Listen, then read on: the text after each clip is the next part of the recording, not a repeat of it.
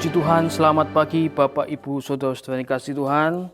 Sebentar kita akan mendengarkan firman Tuhan, dan bila firman Tuhan yang sebentar saya akan sampaikan pada pagi hari ini bisa menjadi berkat bagi Bapak Ibu Saudara-saudara yang mendengarkan firman Tuhan pada pagi hari ini. Judul firman Tuhan yang sebentar saya akan sampaikan pada pagi hari ini yaitu menjaga hati. Yang ayat pokoknya yang terdapat dalam Amsal 4 ayat 23. Amsal 4 ayat 23. Jagalah hatimu dengan segala kewaspadaan, karena dari situlah terpancar kehidupan. Hati adalah pusat atau inti dari kehidupan manusia, karena dari hati juga terpancar bagaimana cara hidup kita. Hati juga adalah daerah yang rawan jika kita tidak bisa menjaganya. Ada banyak hal yang membuat kita tidak berkenan di hadapan Tuhan karena kita tidak bisa menjaga hati kita. Tapi pagi hari ini kita akan mengambil dua hal yang sering terjadi karena kita tidak bisa menjaga hati kita. Yang pertama adalah kesombongan. Amsal 18 ayat 12. Amsal 18 ayat 12. Tinggi hati mendahului kehancuran, tetapi kerendahan hati mendahului kehormatan.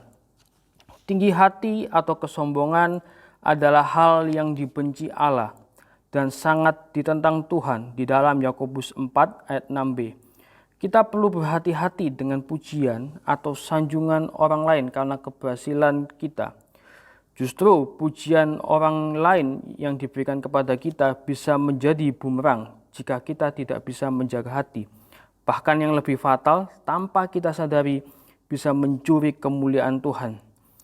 Karena pujian orang lain, kita belajar dari kisah pertempuran Daud dan Goliat. Sebelum Goliat bertempur dengan Daud, Goliat begitu amat sombong. Sebelum pertempuran juga, Goliat telah kalah karena kesombongannya. Oleh sebab itu, kita harus berwaspada terhadap pujian yang orang lain berikan kepada kita karena keberhasilan kita. Yang kedua adalah iri hati. 1 Samuel 18 ayat 6 sampai 9. 1 Samuel 18 ayat 6 sampai 9. Tetapi pada waktu mereka pulang, ketika Daud kembali sesudah mengalahkan orang Filistin itu, keluarlah orang-orang perempuan dari segala kota Israel menyongsong Raja Saul sambil menyanyi dan menari-nari, dengan memukul rebana, dengan bersukaria, dan dengan membunyikan gerincing. Dan perempuan yang menari-nari itu menyanyi berbalas-balasan. Katanya, Saul mengalahkan beribu-ribu musuh, tetapi Daud berlaksa-laksa. Lalu bangkitlah amarah Saul dengan sangat, dan perkataan itu menyebalkan hatinya, sebab pikirnya kepada Daud diperuntukkan mereka berlaksa-laksa, tetapi kepadaku diperhitungkannya beribu-ribu. Akhir-akhirnya jabatan raja itu pun jatuh kepadanya. Sejak hari itu Saul selalu mendengki Daud. Nah, Bapak Ibu Saudara-saudara yang kasih Tuhan, dari kisah yang kita baca tadi, kita sudah tahu bahwa Saul sangat iri kepada Daud karena keberhasilan Daud. Nah, itu juga yang membuat Saul berusaha menyingkirkan Daud, bahkan sampai menginginkan kematian Daud. Di dalam kehidupan kita sehari-hari, kita tidak menampik akan hal itu jika kita melihat orang lain lebih berhasil daripada kita. Bahkan kita akan melakukan berbagai cara seperti Saul lakukan. Bagaimana kita bisa menyayangi orang tersebut. Bagaimana kita bisa lebih hebat dengan cara-cara yang tidak berkenan di hadapan Tuhan. Lalu pertanyaannya, bagaimana cara kita menjaga hati? Yang pertama adalah selalu mengucap syukur. 1 Tesalonika 5 ayat 18. Mengucap syukurlah dalam segala hal, sebab itulah yang dikehendaki Allah di dalam Kristus Yesus bagi kamu. Cara pertama adalah mengucap syukur. Dengan mengucap syukur kita dapat menjaga hati. Kenapa kita dapat iri jika kita melihat orang lain lebih berhasil daripada kita? Karena kita tidak bisa mengucap syukur dengan keadaan kita. Yang kedua adalah tetap menjadi orang rendah hati. Matius 23 ayat 12.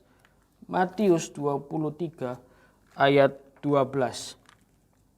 Dan barang siapa meninggikan diri, ia akan direndahkan, dan barang siapa merendahkan diri, ia akan ditinggikan. Saat kita menerima pujian atau sanjungan karena pencapaian keberhasilan kita, tetaplah menjadi orang yang rendah hati. Saat kita menjadi orang yang rendah hati, Tuhan sendiri yang akan mengangkat kita. Kesimpulan dari firman Tuhan pada pagi hari ini, marilah kita menjaga hati dengan waspada disertai dengan ucapan syukur dan kerendahan hati.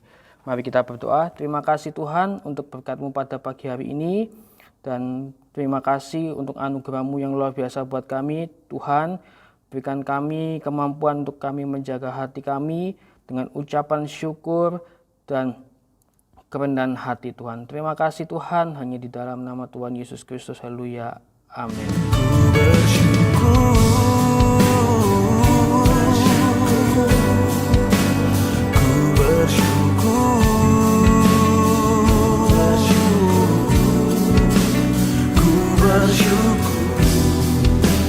Buat kasih setiamu bagiku.